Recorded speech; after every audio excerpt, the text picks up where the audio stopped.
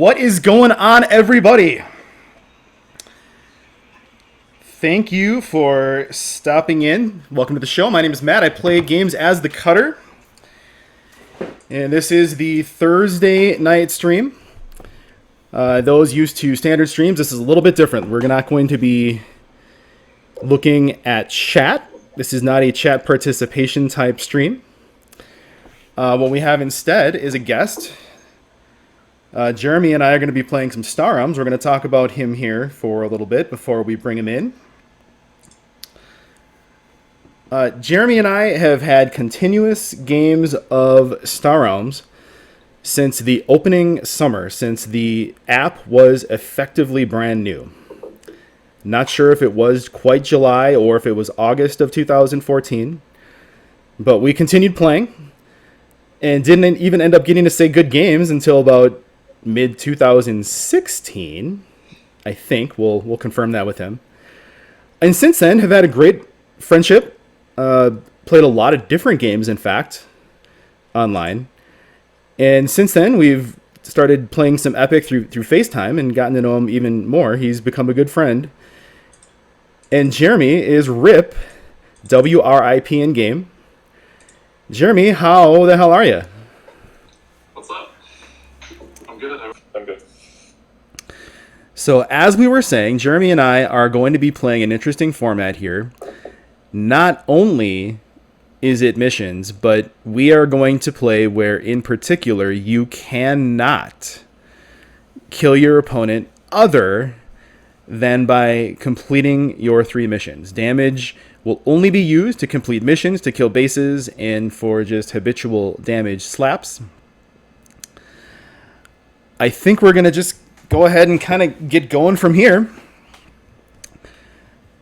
So looking at the row, I had indicated that I am sitting on an Exterminate. So I think we're going to start off. Yeah, it's a pretty nice... Yeah, both Trade Star and Spike Cluster. Pretty friendly row. Getting set up to have one already. Alright, so I have Monopolize, Ally, and my favorite, least favorite, Diversify. And let's see.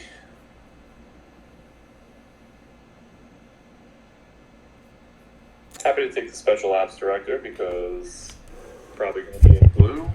Not that the authority will matter that much, but maybe for Diversify. That's going to be helpful. Now,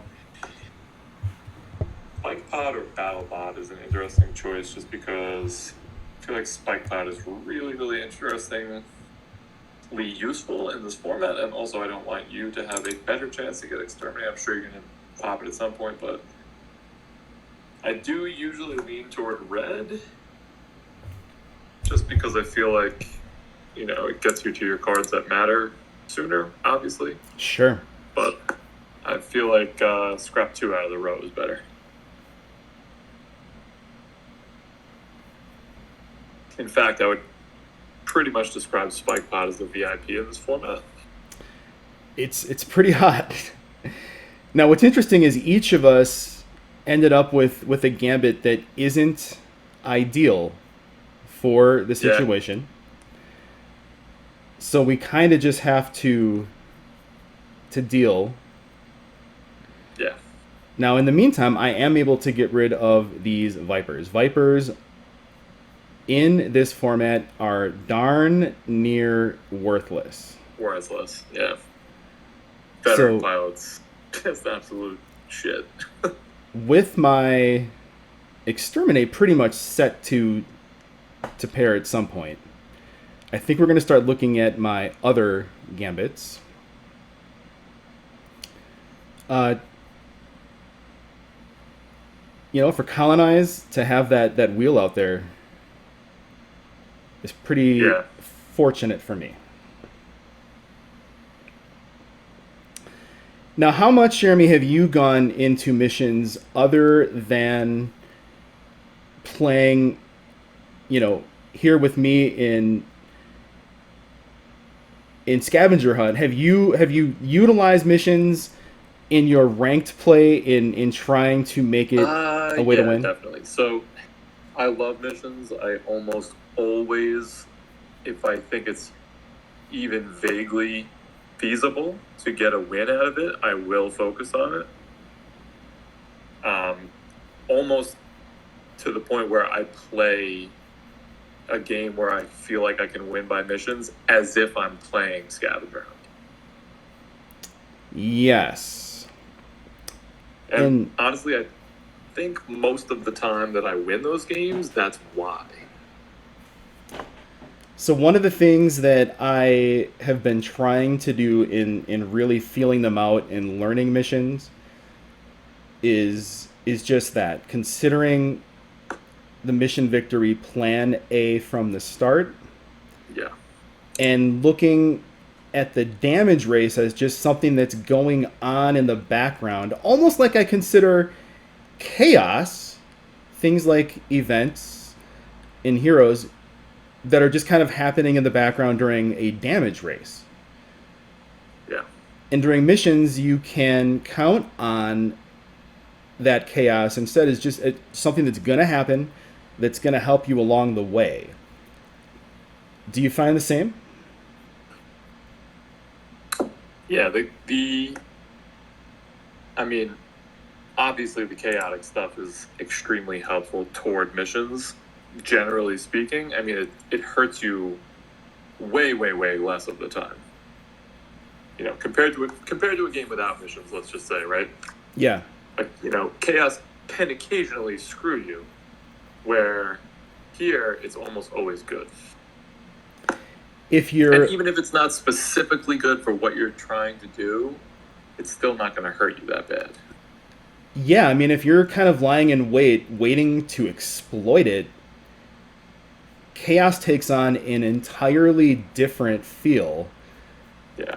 than when it's kind of just getting in the way and almost subverting work you've already done to get ahead. It can give your opponent, sometimes help them get back in the game. I am not quite sure.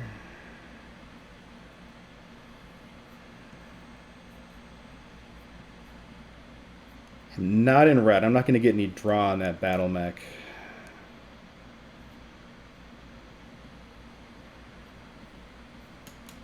Yeah, I think we just end up taking this bacon anyway.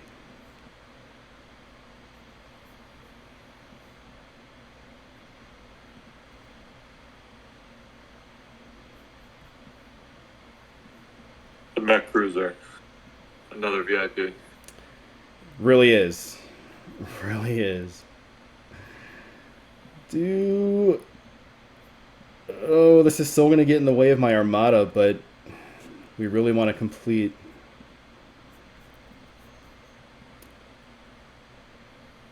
We do need to complete our colonize. So we have that already. So, just thinking out loud here, I already have my ingredients for monopolize, so I need more cards that I can ally up. And diversify, I kind of never worry about diversify. Right. You know, like that'll, unless I just catch it by chance, like that'll definitely be the third mission. It's one of those that you can kind of focus on your other missions, and if you're playing enough chaos, almost hope that the chaos will help you complete, it and armada. There are sometimes some missions that, yeah, things will just kind of happen. I mean, yeah, the life gain might be tougher to sort of just come across, but I find if you're playing missions and you're in diversify, you'll usually tuck something that can gain that life into your deck. I mean, ideally, it's a hero, so you can get it completely on demand. Absolutely. Or plenty of gambits out there that'll do it for you too. Gambits are so important. I'm going one step further with some people right now, some friends, and we're playing where I can only win by missions, but they can win either way. That's interesting. Yeah. Like I said, we're really trying a game with I mean, Pat just flashed across my even screen. He and I are doing that. even just as a learning format, that's great. And we have found, I've kind of let them pick the formats, but without at least gambits, Yeah, it gets tough. yeah. But you know what it is? Like, you don't have the pressure of me bearing down on you with damage right now. And like that does contribute to your choices. I mean, so in this format, you know, you never have to stave that off. The only thing that you have to stave off is me grabbing cards for my missions, which, being that we're playing an open game, you know what they are. But in a regular game, you start to get a feel for what someone has sometimes. Yeah. And like without scavenger hunt in play, that's a completely different thing. Like you might even veer toward taking a card that doesn't really help your missions, just so the other guy doesn't take it and kill you sooner. So that's interesting. I'm glad you brought that up.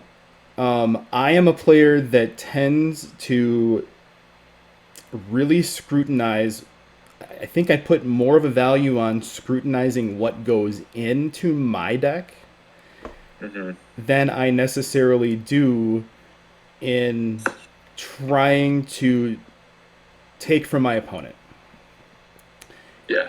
And how much when you're making your purchase and you just brought up a specific context where maybe I've given you information about my missions, how often are you considering your opponent's situation while making your purchases? And I'm talking just as a general Star Realms feel, not All the time. necessarily specific for missions or any context. How important is what your opponent does to your purchasing? I'm looking in your deck every single time I make a decision. And it may play into yours. Mm-hmm. Okay. Absolutely. In fact, I would. Hard to say a percentage, but a good amount of the time, I'm hate drafting. Interesting. Yeah. And this is one of the especially Sorry. in missions, dude. Like if I get an inkling that I feel like I can trust based on the decisions that you're making in the row, I'm absolutely going to follow that up and steal the cards that I think that you need. Or, I mean, best case scenario, I scrap them. Yeah. But if I can't do that, I'm going to take them instead. Yeah, in fact, I do favor blob during missions for that reason. I would much rather punch it from the row than incur it into my deck. Right. Yeah, alright, so I have the battle mech in my hand. I'm going to use it to scrap a scout out of my discard instead of a viper. If a viper was in my discard, I'd consider it, but I'm not going to scrap the one from my hand because you just have too many bases on the table. Yep. And I know you have colonize, so I really got to do what I can to mitigate that, especially because you're up by one. And I also, let's see. I know you have the other blob base too, right?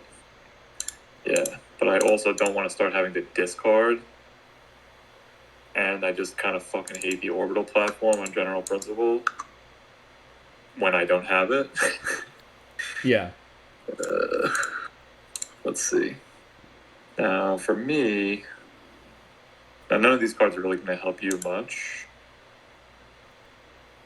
Except, I guess, the defense system could colonize. But at the same, you know what? I'll take it because I already have the blue base. And I need to ally my red cards anyway, so. So while I'm taking my turn, why don't you tell everyone what current Star Realms events you are playing? There are some organized events you talked about with me before the event, and I wasn't even aware of these. Just let's tell people where they might know you from in tournament. Sure. So let's see if I can keep all these things straight because I made notorious late reporter. As people are probably like shaking their fists today. So I'm playing in the Star Realms Olympiad, which is a very large monstrosity sequence of events that's all put together by Wrip, Darklighter. And I want to say there's like 30-something events. I've lost track of how far we are into it. I feel like it's starting to get toward its terminus. I'm probably, let's see, for like months now, I've had like at least 2 or 3 of those going at a time. So they're spaced out. But some of them are a lot more games to play than others. Like when the groups start getting combined and there's just, upwards of 10 people in a group and you have to play all of them, it gets to be a lot. I'm also in the BGG League. I think I'm currently in Silver. And I think I'm waiting for season 51 to start, if I'm not mistaken. Or maybe it started in the last couple of days and I haven't been paying that much attention. Are you late reporting, Jeremy, or are you just late noticing that it's going on?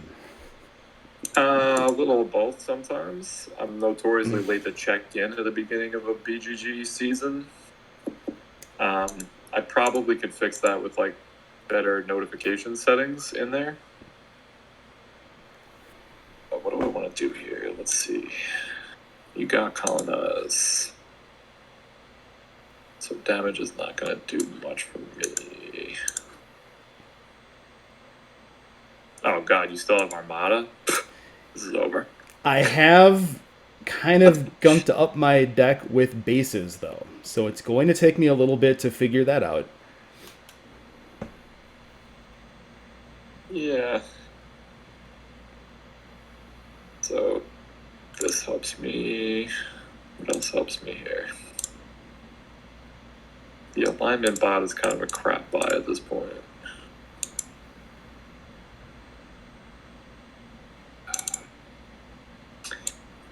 Ooh, interesting.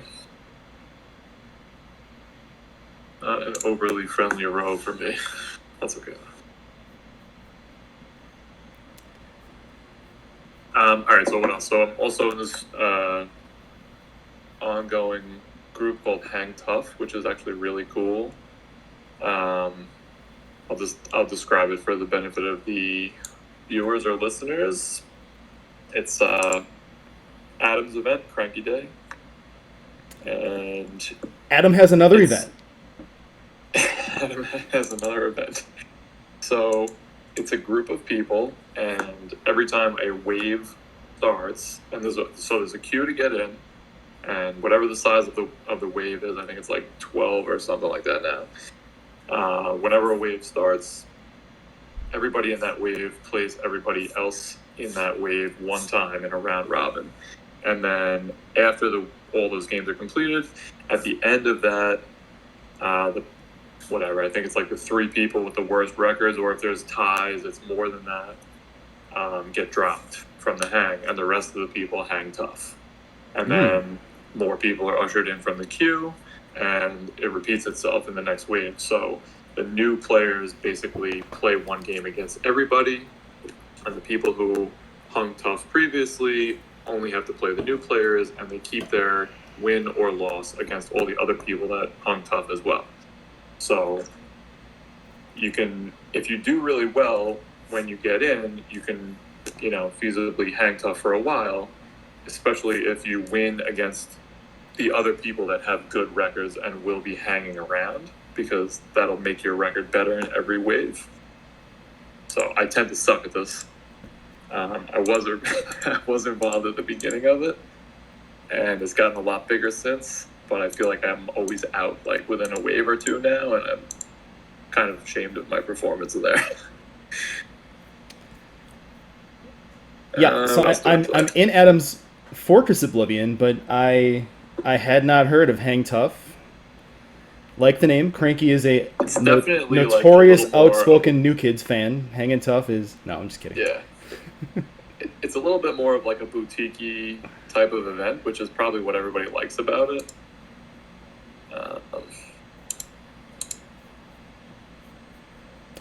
Well, just trying to complete Armada. I always play the endurance challenge. I'm outright just scrapping bases, trying to complete this Armada. That's funny that you mentioned that. I feel like that's an interesting point in any game, not just missions or scavenger hunt in particular, but when you get to the point in the game where you're so close to the end of the game, where like you're just scrapping stuff that you'd never ever scrap, just to get like that 1 or 2 cards that you need to hit on your next draw or whatever it is. I feel like I think I said this to you at one point, like that's when I feel like a game is really, really good. Like you can almost measure how good or how intense a game feels by like how many turns the end game takes to resolve once it's at the point where it can end on any single turn. Let's see. And in missions, it's tough because once someone has 2, you feel like that's going to be every opponent turn, like it's going to end, when they might be still really far off from completing that mission. Right.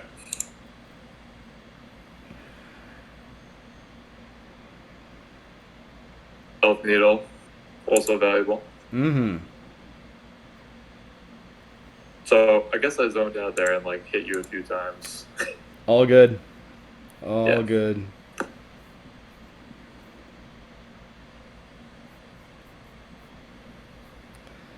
Well, if we can get all my bases out into play, they won't get in the way of my Armada.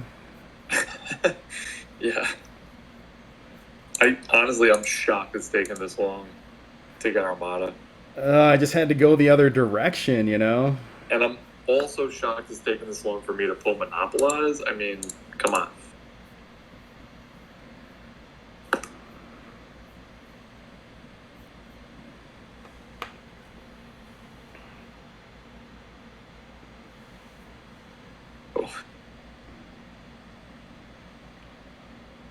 Backworld, obviously.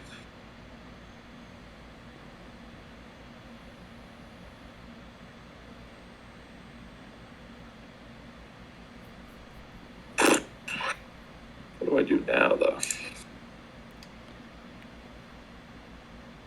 And I pop that hero to grab ally. Probably should have saved that, but I don't think there's a high chance of me winning this game, so... Alright, we'll go with that. Hey, alright.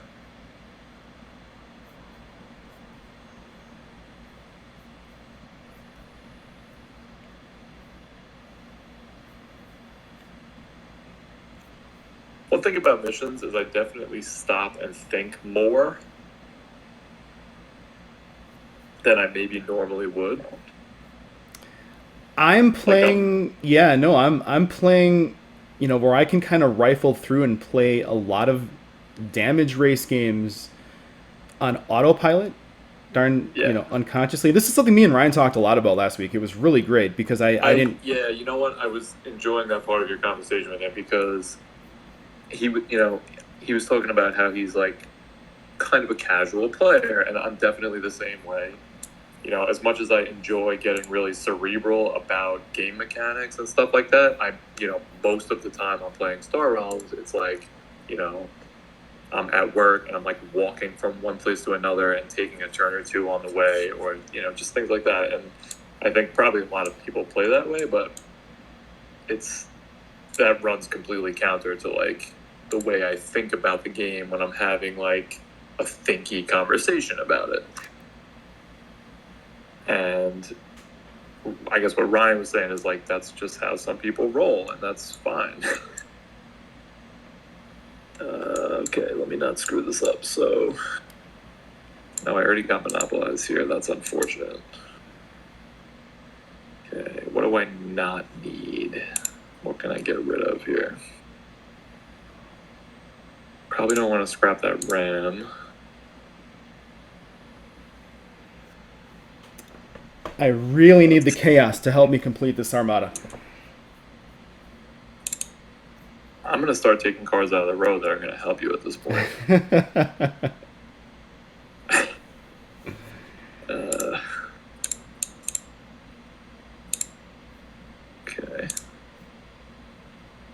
2. Yeah, you know what? That's fine. Just scrap these things that I don't give a shit about at this point.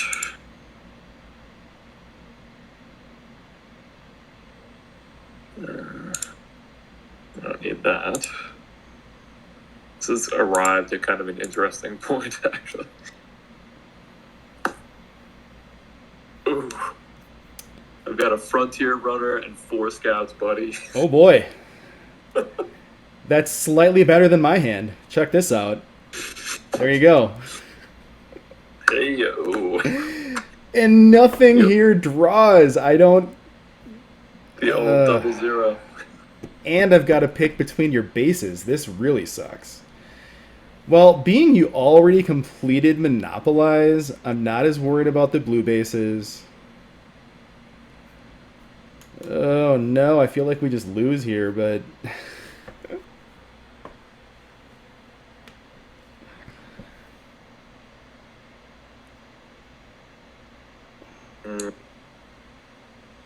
No, it's not enough. Right, what do I want here? I guess probably... No. I don't know. What do you have? Alright, so I could... Okay, so we want this. I don't want you picking up a draw on that Parasite. Okay. Oh, that is like okay. That is deep in the sauce. I think we got a shot here. We got a shot here. Let's draw it that way. Oh, it's not enough.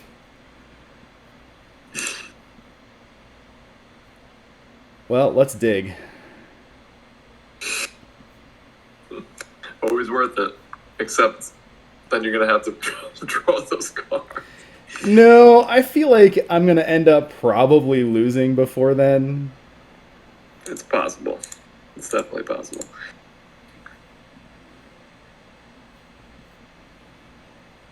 I have 5 Machine Cult cards in my hand. Wow. Yeah.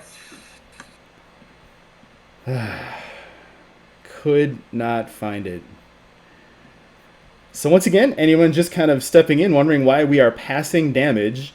Rip and I are playing Scavenger Hunt. That is where you can only win the game by missions. You cannot do lethal damage. We had done this when missions came out. And then we really didn't get back to it. And then I did not start taking missions seriously until somewhat recently. Here in the last few weeks, in fact. For me, it's been a combination of sort of just hearing what some of the better players, I think most vocally, Brian Stupid, Brian Machin has been touting missions as super powerful and fun for some time. And while I think I always heard him, what I wasn't quite hearing is that if you make the commitment that we're talking about, where in fact you do, you just look at it as plan A and plan B is the fallback, that damage is the way you might end up having to win, the way that maybe in the past I felt like you could stumble on to missions. And this, taking it seriously, has definitely opened my eyes, and I realize that there are other players that absolutely have figured this out. And that's going to, I think, convince me to maybe go back to playing stuff like Scavenger Hunt here, or even just playing with people outright asymmetricals. They're going for damage, I'm going for mission, stuff like that. I think there's a lot here that I've greatly ignored for some time with the game, and it feels kind of refreshing to be doing something kind of new. One thing I think is a really interesting addition to this conversation that we haven't touched on yet is, the missions have rewards. And I feel like that gets glazed over a lot. At least by me. I don't know. I don't really talk about it too much with anybody, but if you play not necessarily to win by missions, like maybe if it happens, great. But if you're not shooting to only win by missions and you're leaving a damage win open as a possibility, those mission rewards can be really critical at sometimes. I mean, it's almost, especially if you're holding something where you can pop a mission at will, like if you have a hero or a gambit in your possession that is going to allow you to get one whenever you're ready, that can be really, really critical. And I feel like those just get overlooked in favor of winning by missions, which is not a crime. No, I think you're right. I think, and there it is. Very, Sorry. very nice. Awesome. That was a serious come from behind. That was very nice. Nice job. Yeah, no, I'm with you. Especially on Armada. If I was thinking about, and we're going to pause here on the game for a little bit. We're just going to chat. But do go ahead and send that next challenge if you don't mind. If you're going into a missions format, but instead doing just the opposite of what we just talked about and committing and focusing on the damage race, but just try to take advantage of one or two missions, because you're right. And this is something that Brian was pointing out as well way back when I was talking to him about it, I think at Origins. And that is, yes, sometimes if you're in a damage race, just that one mission completion might be enough to boost you far enough ahead. Yep. And not only it's that... It's almost like having 3 more gambits. Yes.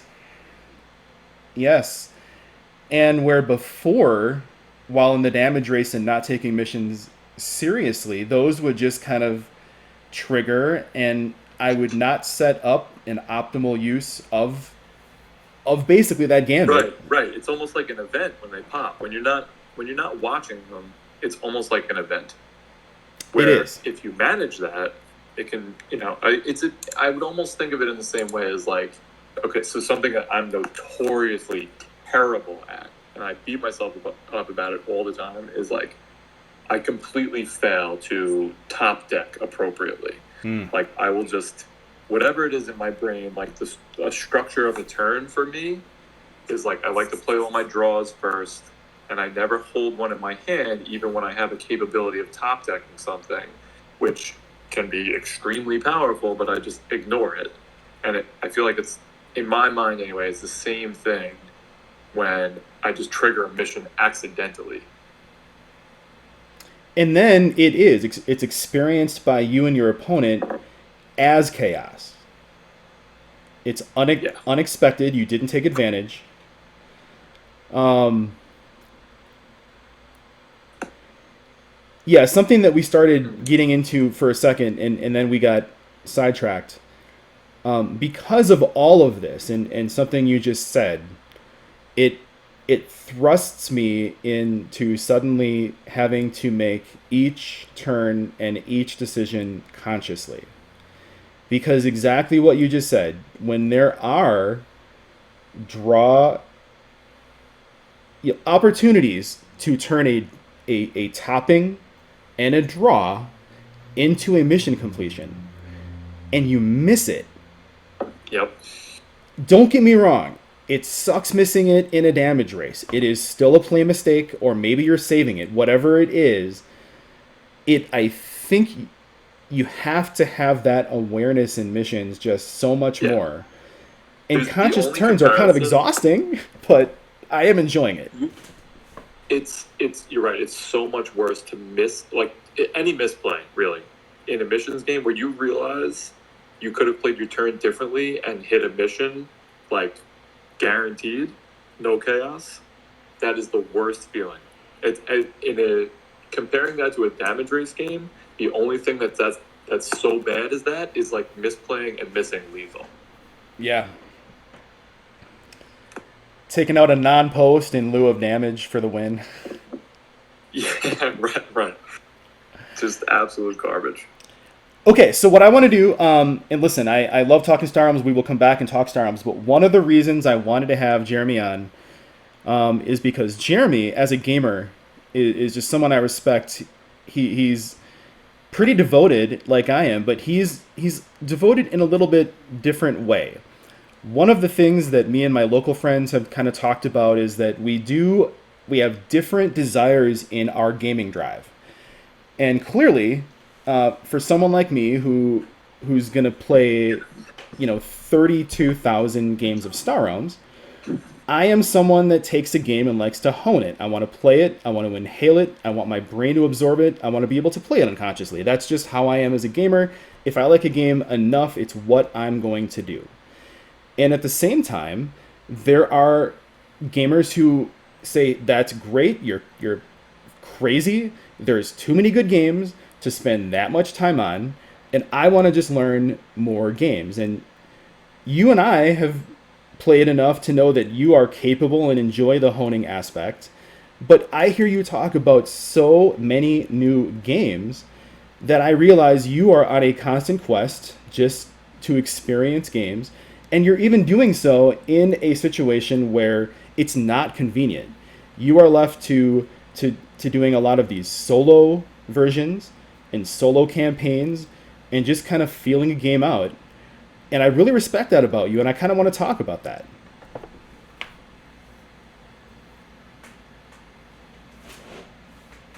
Yeah, so definitely a big time solo gamer. Um, that's so it's not entirely by choice. I definitely I prefer playing with somebody else, but I will say that over time, especially over the last few years, when I feel like solo options are getting a lot better than they used to be, especially with like the rise of Kickstarter and what have you. But I've because I've done so much solo gaming as a result of having no one to play with, I've started to enjoy it a lot more for what it is. And that's not to say that I don't want to play with somebody else, but let's just say I'm a lot more satisfied with the solo experience, having gotten into it more. Now I know that again you've talked about a lot of games here recently with me. One of the games you've talked about a fair amount is Root, and Yeah. I don't know a ton about Root. Why don't you tell me a little bit about it, and maybe our listeners can consider it might be something that they might be interested in as well. What type of game is it, and what do you like about it? So Root is amazing. I'm sure there's some people, if there's if there's a decent number of people listening to the stream, I'm sure that some people have played it. It's extremely popular. Um, it's fully asymmetric. Um, Definitely crosses some genres. There's some area control involved. There's a Real little bit quick, of let me resource clarify. management involved. With asymmetric, now you're talking starting positions, or are you also talking win Yeah. conditions? So all right. So it's like a woodland creatures theme, and everyone is kind of just vying for control of the forest. So there are in the base game there are 4 factions, and each of those factions plays in a completely different way. It's kind of like if you ever played StarCraft, it's kind of like that, where Okay. each of the 3 races in StarCraft had a completely different system going on. It's not, um, it's not just like the same thing with a different skin on it. Like it just plays completely differently. You have to put in the time with each one of these things to learn how to play that particular thing effectively. I just want to So, clarify for everyone, this is a board game though. mhm. This is a board game. It's recently available in digital, which I'm extremely excited about.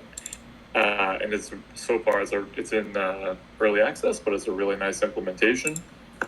However, it's a beautiful game, and it has a lot of appeal on the tabletop. It has a lot of tactile appeal, a lot of visual appeal, and it plays so well. It's a wonderful game.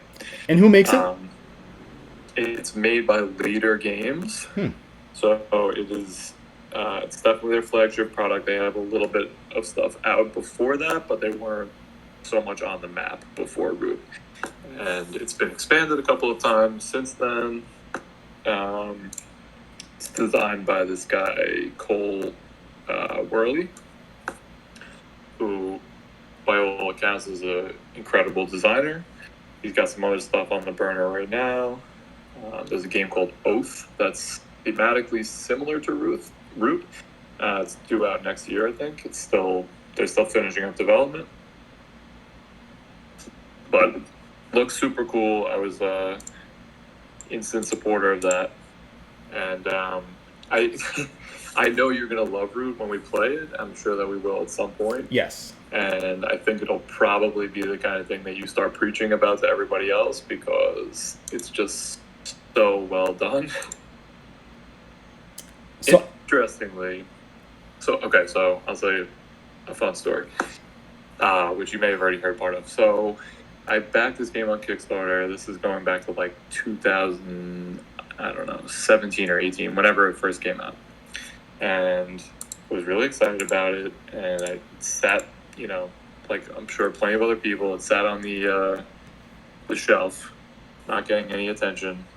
Not because I didn't want to play it, but because I didn't have anybody to play it with, and I didn't understand that there was a solo option at that point in time.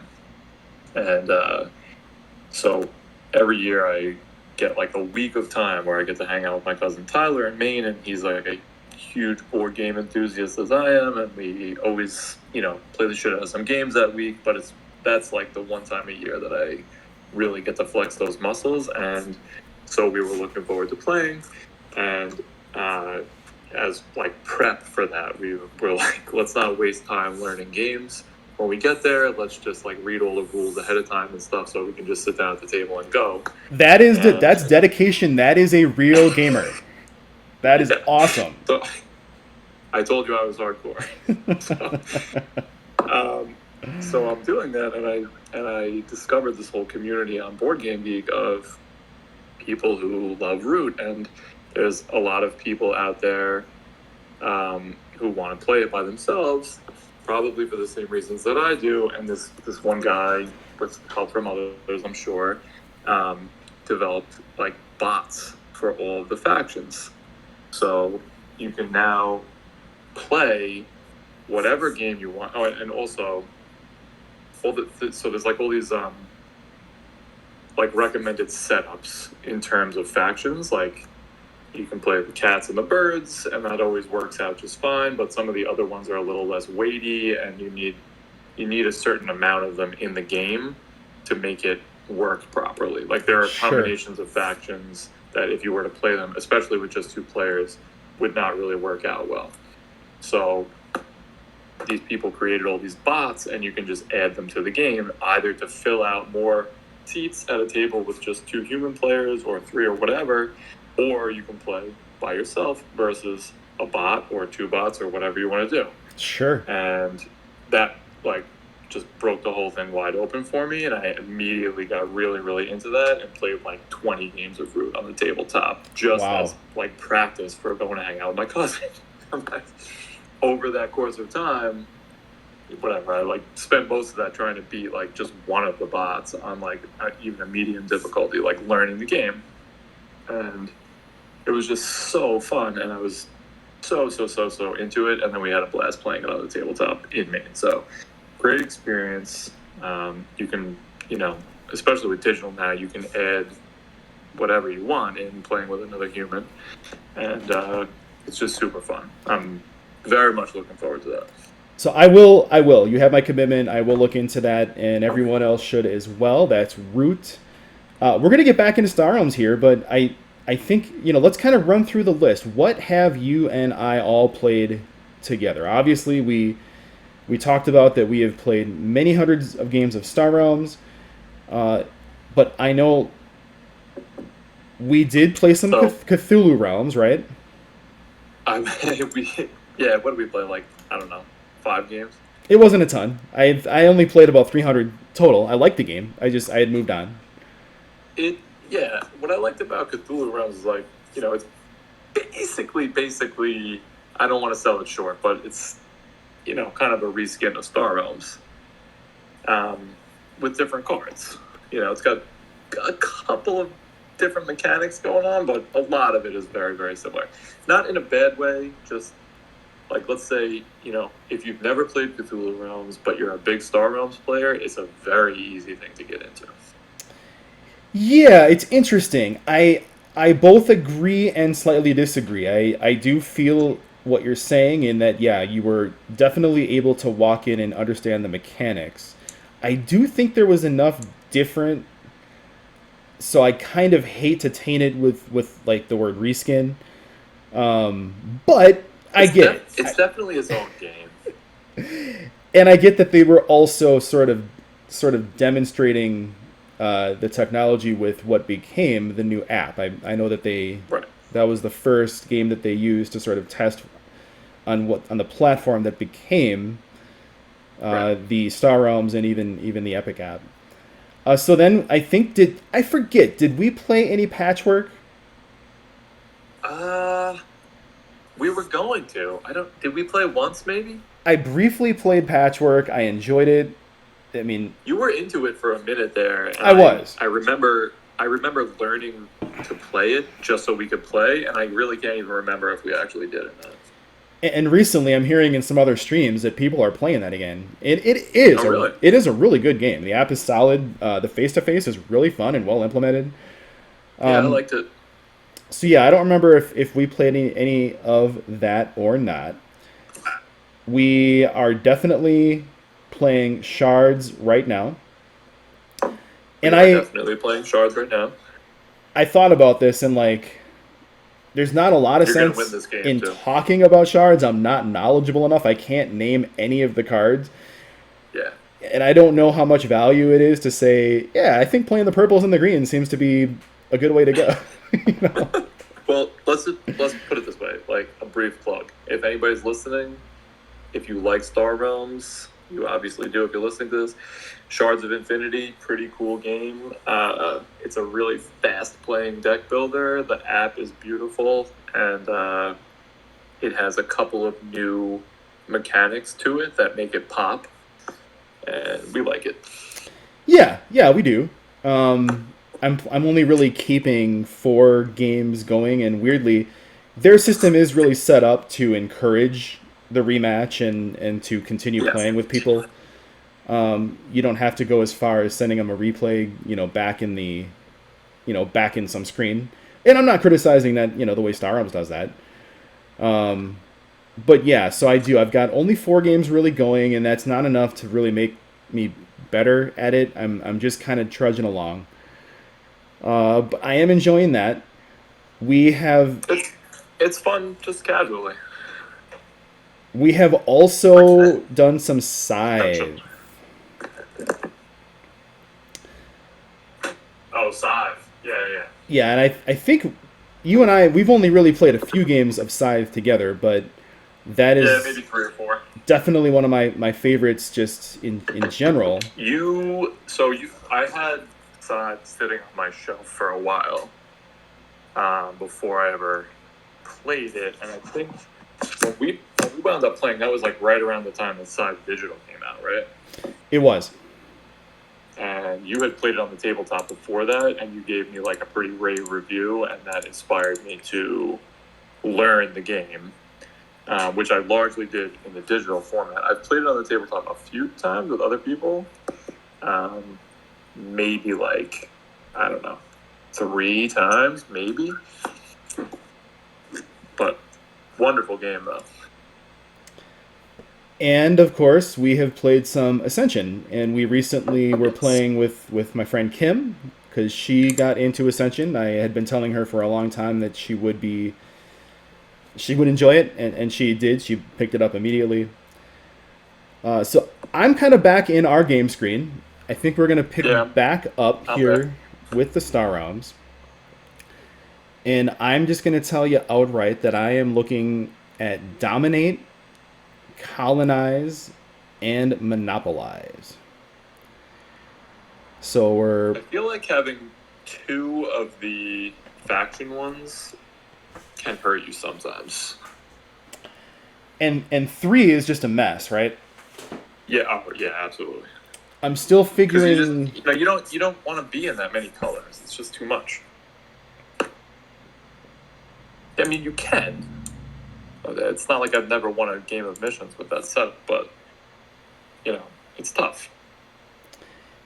Yeah, and I'm still very much kind of figuring that out. I We're gonna scavenger hunt again. Yep, I figure that's if that's Okay. cool with you. Yeah.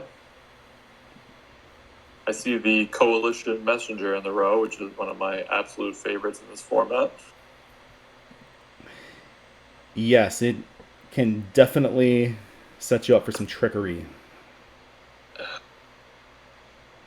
So I'm gonna probably have a pretty nice first turn right here. Yeah.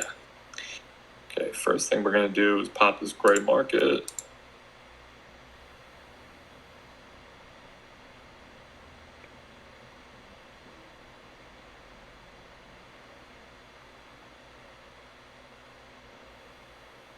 Oh, knee jerk. Okay. So, what would you say? Are there any other games that you kind of got into a honing like I do that addicted you before Star Realms? Games that you can say that you played with this type of longevity? Definitely Ascension. I've been playing Ascension regularly for probably a couple years before I started playing Star Realms, and still up to now. That's a game with like over 1,000 cards, I would say, and I know them all like the back of my hand. So, for sure. So that's interesting. That I remember now. Yeah, you're playing Ascension, and you play Ascension almost like Star Realms in the sense that you play tournaments and competitive play too, right? Yeah. Let's see. So this can help me with. Oh, I didn't tell you what I have. So I have Ally, Diversify again, and Convert. Okay. And again, we're only giving that information for the benefit sort of the stream.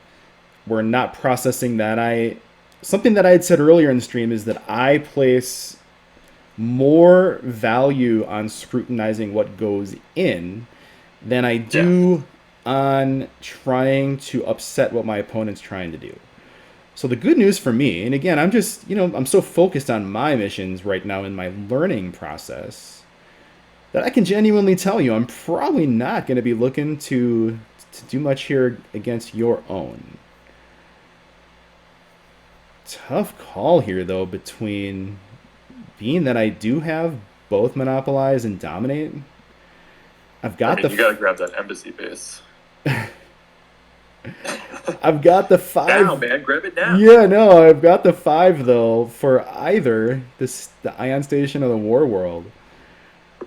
And I'd go Ion Station right there. It's just got a lot more going on. It does. And you don't care about damage. You're completely right. That is exactly. And the fighter base is there for you. That's another great point. In mission play, I'm learning. I think there has always been an urge to get the more expensive card is usually a better value. But in missions, when you just need a card for its color, just taking it on the cheap might be the better way. Yeah, absolutely. I mean, what does the War World do for you there that the fighter base doesn't do? I would argue that the fighter base is better based on the discard.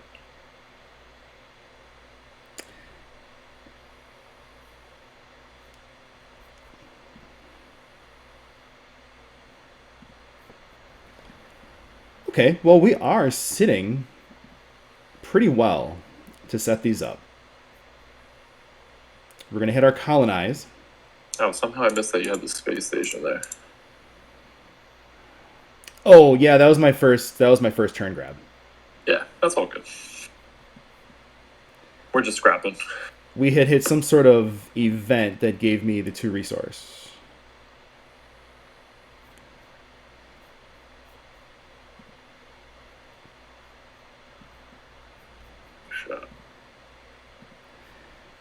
Well, at this point, I find no reason to take anything but yellow and blue. If you have a fourth trade, I would definitely grab that Battle Screecher. I guess you don't. Yeah, that's fair, but I don't. I mean, that card is another. So that Bike Pod, enhanced by its cheapness. I really like having the Ravager as well, which I grabbed. And like Mech Cruiser, Coalition Messenger. You know, even things like that blue frigate. Yeah, see, like, okay, I just triggered Ally with these two cards alone, which is huge.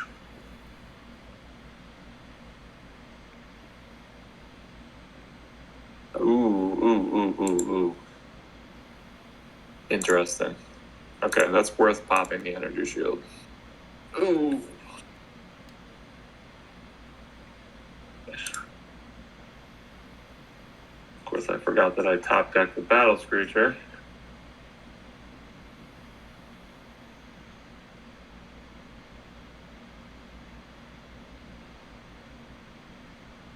Not gonna get the 2.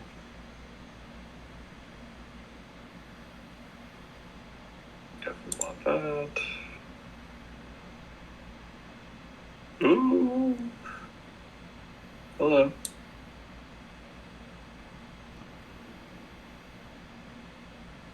Monopolize.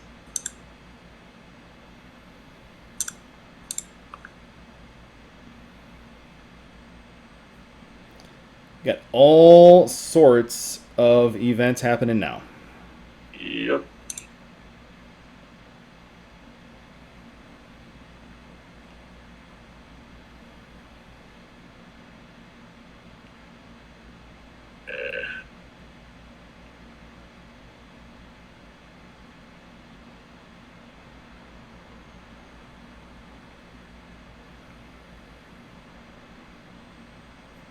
Sorry to be so quiet. I had to work through that one for a second. No, I get you. I get you. Again, that's one of these things. Conscious, these trying to complete these very specific things. Yeah. So like I said before, like I'll often take my turns, when I'm doing other things or when I'm in between things or whatever, just on the fly. I just scrapped his Scout on accident versus a Viper. That probably was not the right play, but that's okay. It's not going to cost me because we can still get the Star Market.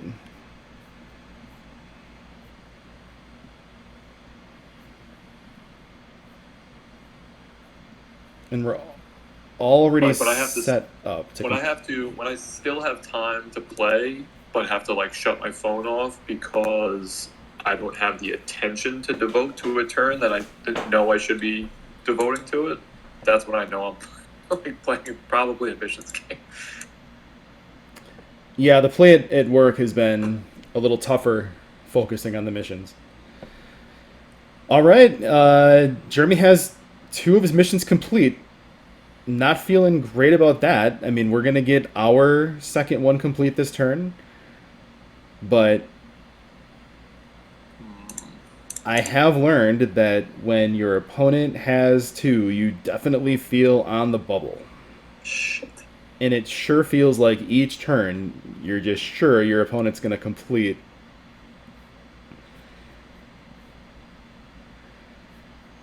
Two apiece, though. What is your least favorite mission reward?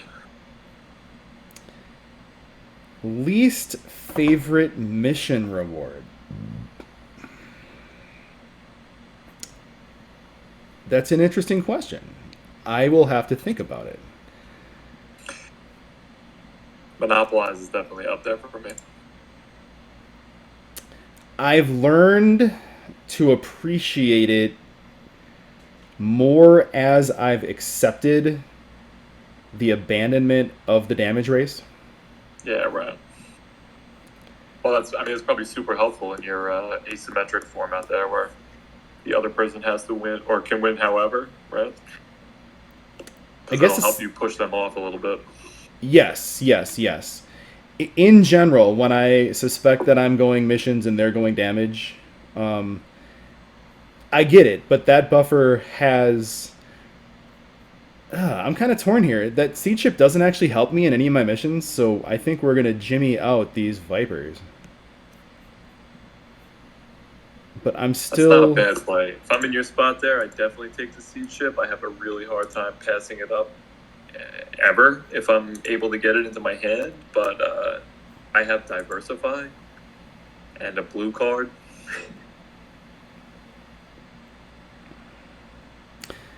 Yeah, yeah. And again, you told me you had it, and I I mean, forgot. But again, as I it turned out, I didn't even need it, but I mean, that would have been a surefire. nice job. That was fast. I thought I Good game, might. bud. I thought I might have time there to get that yellow. What is it? Dominate completed. Yeah. So let's talk about another game that you like. I've heard you talk a lot about Sentinels of the Multiverse, and while I've downloaded it, I've not had a chance to put much time in. Sentinels is so cool, man. Let's talk You got about Sentinels and why you like it. that's another game What that kind of like what I kind mean of game is I'm it, and just who gonna makes sound it? like a so it's made by all right, let's see, there's a different digital publisher. So it's Greater Than Games, is the people who developed it, and then there's a different digital developer called Handelabra that makes some other really cool games too. They do the digital for One Deck Dungeon and a couple of other things. I'm just going to take a quick look at them because I'm not thinking of them all and I don't want to sell them short. But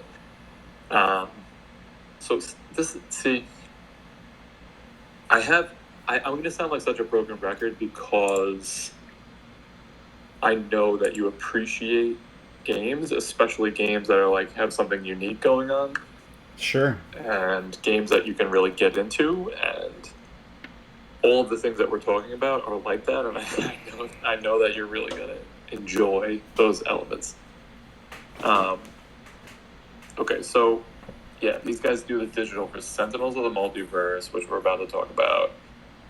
One Deck Dungeon, Spirit Island, critically, which is, I know you haven't played that either, but that's another just huge title. And Eon's End as well, which was a little bit lesser known, but popular deck building, especially in the solo world. I haven't played a ton of that. So Sentinels is, first of all, it's built on a comic universe that is entirely original. Some elements of it are like almost like a parody of other comic universes, but definitely cool enough in their own right that they stand up on their own.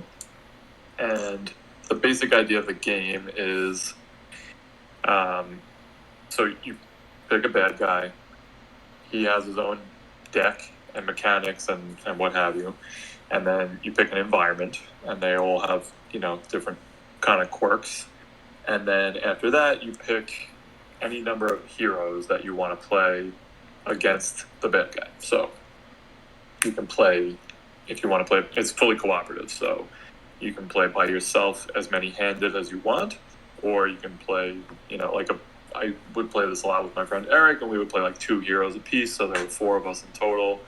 I don't think it plays more than 4 seats, but whatever it is, it's the heroes versus the bad guy, and each hero has their own deck as well, and each individual one of those has, again, completely asymmetric stuff where like there's some things that are the same, like in terms of drawing cards and what have you, but they all have unique mechanics, and you have to learn how each one operates. And there is a, again, fantastic digital version of this that does a great job of handling everything that's going on in this game, which can be a lot. Like there can be a lot of modifiers and just conditions going on the table at any given time that you have to remember. Like I've had plenty of times where not only can the decisions get a little bit brain burny, like not too much where it would put me off, but enough that you have to spend your time taking a turn. And the app just takes care of a lot of that stuff where you can focus on the decision points and not get muddled up with, who's got a +1 and who's got, who's poisoned or stuff like that. Sure. Really, really, really, really cool game. Super, super unique and original. Just like loved it from the first time I played it. And the card interactions, am I understanding it's going to feel a little bit more like a strategy card game? You're not deck building. Yeah, you're not deck building. You have a small hand, and you have cards that you get out in front of you. So, your hero will have, like, equipment or things like that. But, again, like, they all play very differently. So some of them don't have equipment. Some of them have, like, auras or, like, what have you.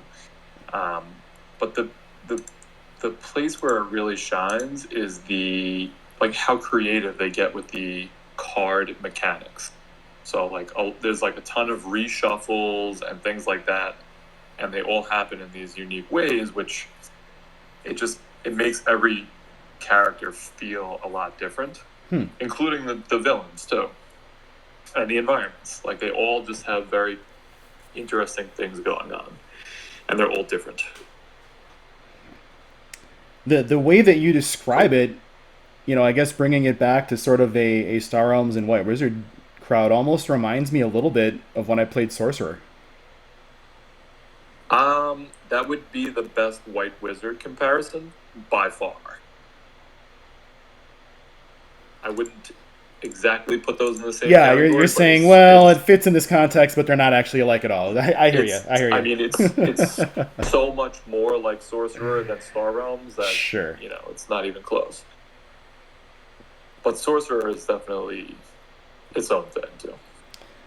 So, Sentinels of the Multiverse. Again, this is one that I've already, I've heard you so loud and clear that I've downloaded it. And yeah, what Jeremy's saying is accurate. There are so many amazing games that if you can get it on my plate, I will probably play the crap out of it.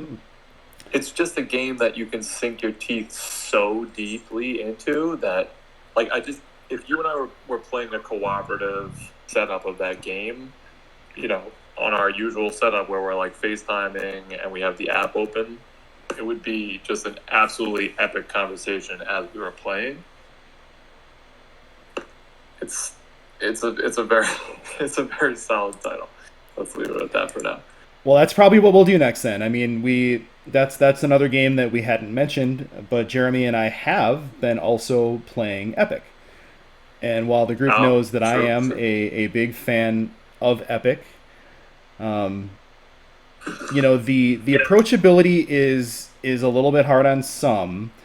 And if you can get someone to sit down and talk about what's going on and why you're making the decisions, the fog does clear and it starts to kind of come into focus. And I think that's really happening for you right now. Yeah, for sure.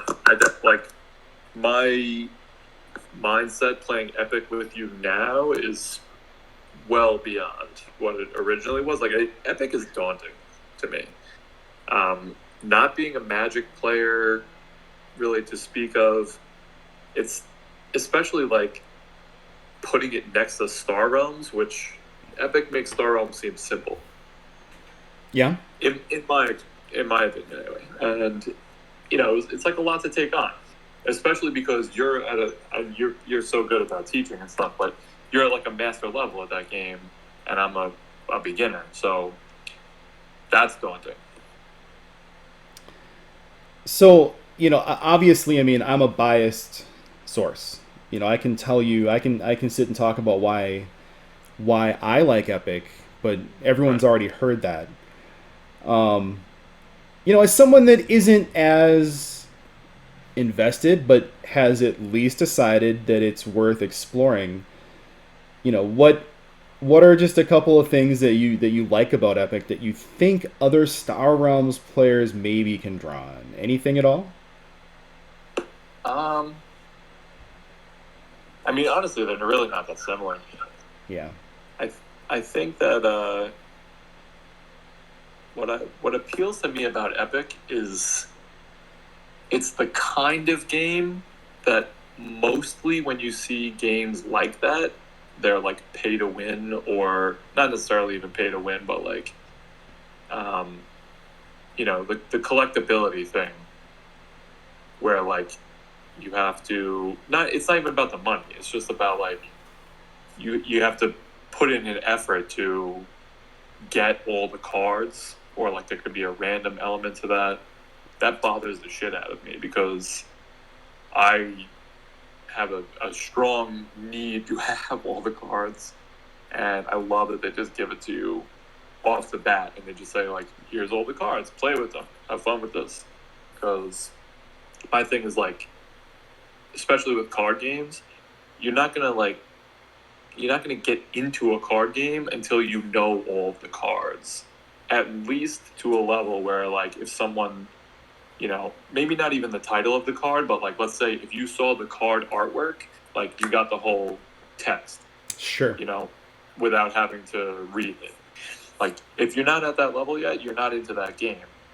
So, and I'm a deep experience person, so I want to be into the game, and to just have all that available right off the bat is very cool. And then, I think a lot of the mechanics in Epic are standard to the genre. So those things are really, really approachable. But then they do some things that are different too, which, like, the one thing I really like is that there can be really, really big swings. And that can, it can make the game still fun when you're losing, I guess. Sure. Like, that's the good part about that. And vice versa, obviously, too. But what's cool is that you can... what were we talking about? I guess, like, the element of patience that we were talking about quite a lot that one time that we played, where you know that you have the ability to clear the whole board in your back pocket, and you're sitting on it, for basically the entire game until you get to just the right moment where you're going to spring that. And if your judgment is right, then that's what makes all the difference, and you wind up winning. That's cool. So like big swings like that, so it turns some people off, and I completely get that. Like, I don't want to play a game where I'm investing myself in a particular strategy the entire time, and then it just doesn't pay off because somebody has like a gotcha card in their pocket. Right. You know what I mean? But it doesn't feel like that, though. It feels like you have to earn it by holding on to it and like, almost nurturing your plan through the course of the game until the time is right. That feels fair. Yes, and we don't.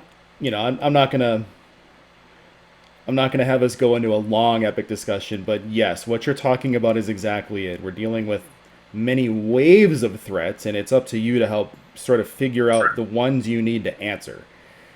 And that is, it's a different skill. It is something that, yeah, I get you. It doesn't draw a lot of comparisons from Star Realms, and listen, I don't think you have to feel bad about saying that type of game makes the deck building genre feel a little simpler. I've kind of for a while described deck builder games as the multiple choice test of strategy card games. Yeah, I mean they're an entry point. Like, it's not to say that a deck builder can't do really, really complex things, and obviously there's tons of depth to talk about in Star Realms. I mean, I think we all know that at this point. And plenty of other deck building games are the exact same way, but Epic is definitely different. And I don't know, if like when you're playing a game of Epic, it feels like you're walking on a high wire. I feel like it's a lot less random. You have to be you have to maintain different tensions than you do in a game of Star Realms. If you take a big hit, it is something that was set up and deliberate, and it worked for your opponent, and you feel it. Yeah. You can't really stumble onto success the way that you can in deck building and star rounds. Right, and there's cards that I'm sure people would describe as overpowered, and maybe they are, but you have to work to be able to fire those cards. Okay, guys, I think what we're gonna do is one. You think, Jeremy, one more game of Star Realms here. Sure. Did you wanna still run this one out as Scavenger Hunt? You're up 2-0 on that. You definitely got the best of 3. I sent it this. I definitely. Okay. I definitely lucked out the first time. Yeah, we could play one more of those. What the hell? Okay, so I am sitting on Convert, Monopolize, and Unite. So we're going to be looking at red, blue, and a variety of ships. And I think to get that kicked off,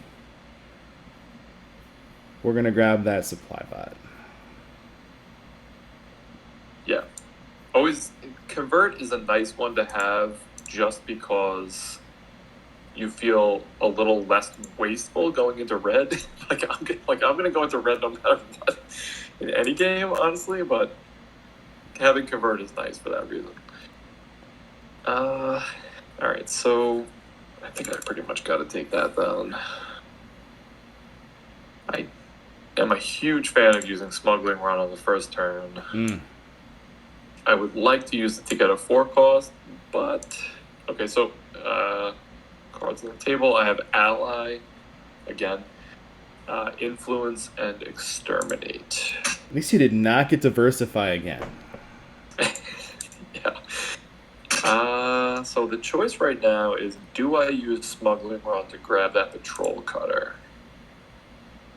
And you have Monopolize. So that, I think, is going to happen. Ooh. Alright, well, shit happens.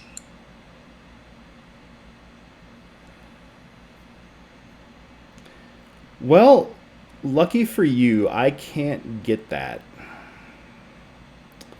And I'd really like to, because with that factory world out there... Yeah. Like, honestly, sitting on 3, this row is butt. Yeah, it really is. See, I have a kind of tough choice here too. So let's see. Oh no, I don't, because I have Exterminate. Oh, hello. Yes, please. Okay, so when you hit a supply run, the only time I'm ever taking an Explorer is if I have an empty discard. Yeah. And sometimes late in the game, I might even select the discard pile option and then just fail to find. Yeah. Yep. That'd be the same thing as having to trade and not buying an Explorer and just ending your turn. I am 1 off from that factory world. I would love to get it. Alright. Well, we did get enough for this hauler. Let's just talk about how awesome Factory World is in Scavenger Hunt, too. I mean, it's amazing all the time, but... I think what I heard someone recently describe it as, like, auto mission complete. Yeah. It's relevant to every single mission. I had something happen kind of recently that I'm like, this might be the best feeling in missions, and that is you put 2 bases out, they complete a mission, they survive, you go to the next turn, and they complete another mission.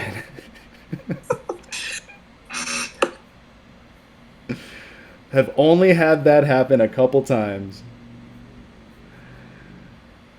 Alright, so we need red and blue, and right now the row is all about green and yellow. I mean, half tempted to take that Imperial Trader anyway, but I think a pair of haulers might get me back into relevance in this game. I am concerned with your factory world. Where is your in your just prioritization of 8s? It's up there. I mean, it's way up there, right? Definitely top 5. Are you quite in top 3? 5 8s? Yeah. All right, Factory World is definitely in that. What's above it for you?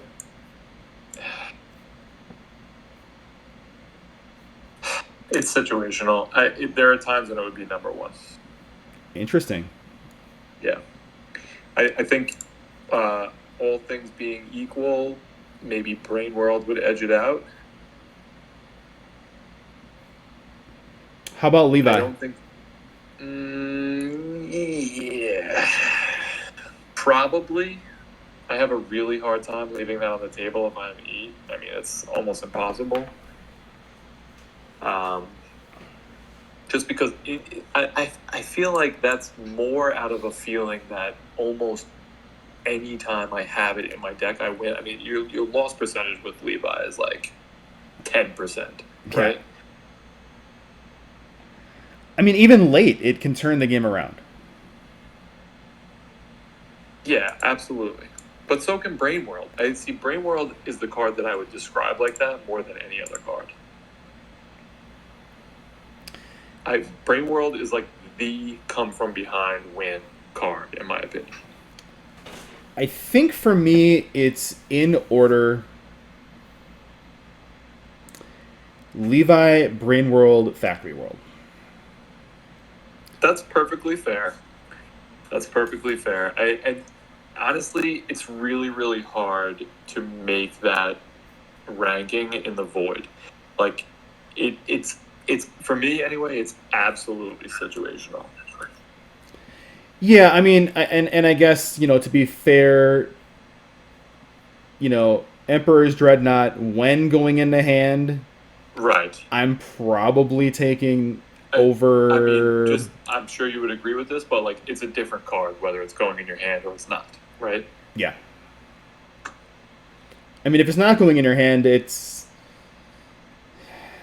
you're skeptical unless about there's a better option. You'd be skeptical paying 7 though, right?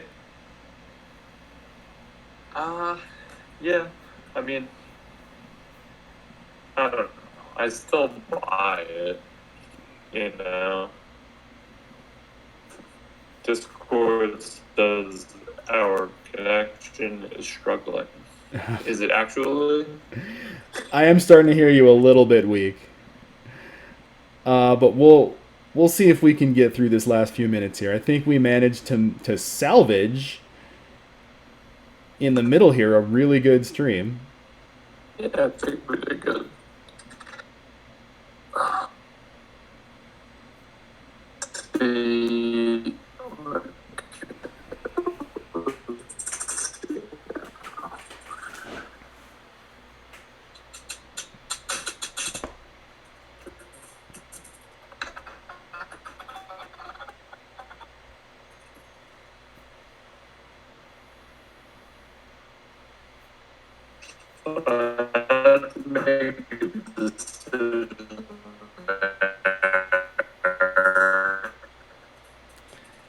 Yeah, I am starting to kind of lose you.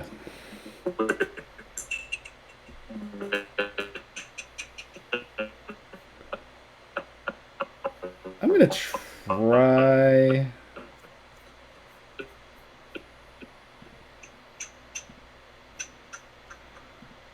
We're going to try calling him back.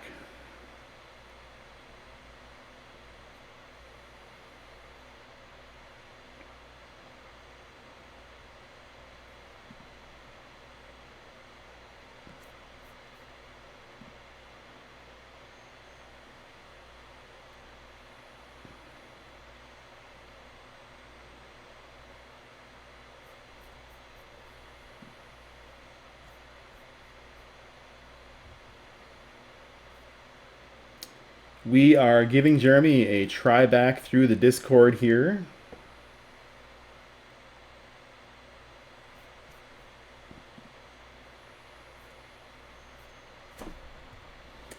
Jeremy, you with us?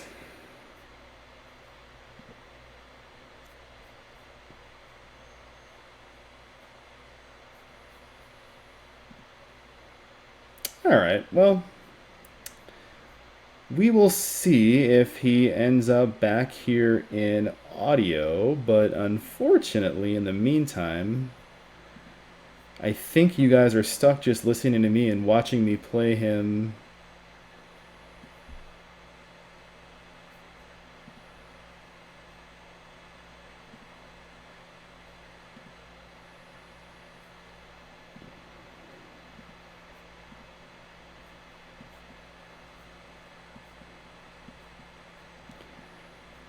Jeremy, by chance back with us?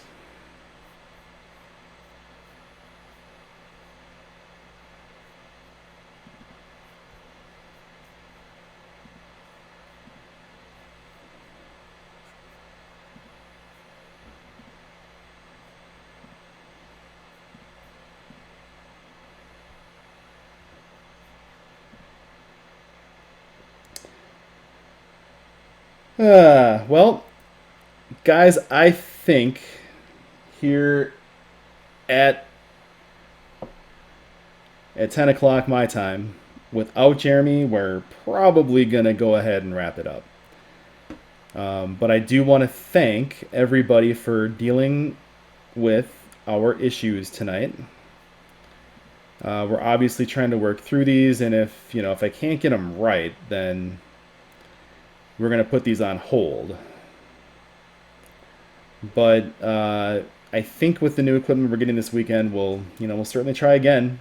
You guys can tell I want to be here for you guys and give you good content. But obviously we are at the mercy of the technology and my ability to implement it. So join us next week. I didn't really say this during this particular cast, but we're going to be joined by Dustin the Mystic Klingman. Hey! I can hear you guys. I almost wonder if this wasn't my internet, if this was yours. It's possible. I mean, I'm not on the internet.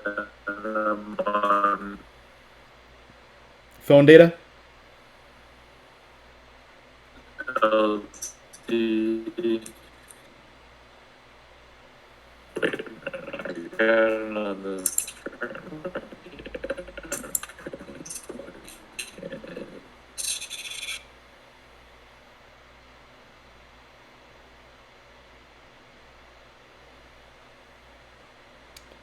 So once again, we are excited. We have a commitment from Dustin Klingman to come on, and we are going to reminisce, of course, about some old times on the Mega Holland podcast. We're going to play some Star Realms. We're going to just have a nice conversation like you and I have, and like Ryan and I did.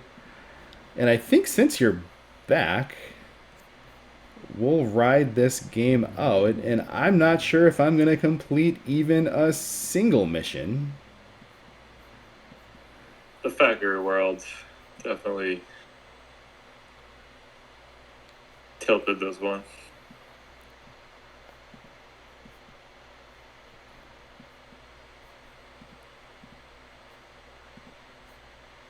Yeah, I can't even take out your base. That thing has been hanging around.